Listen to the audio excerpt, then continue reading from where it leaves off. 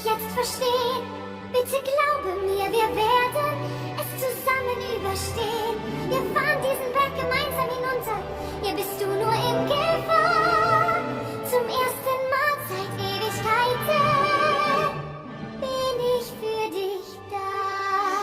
Anna, geh bitte heim. Lass mich allein. Leb dein Leben jetzt. Ich kann nicht bei dir sein. Ja, aber ich weiß, du meinst es gut. Lass es dabei. Ich bin allein, doch ich bin frei. Geh einfach weg, bring dich in Sicherheit.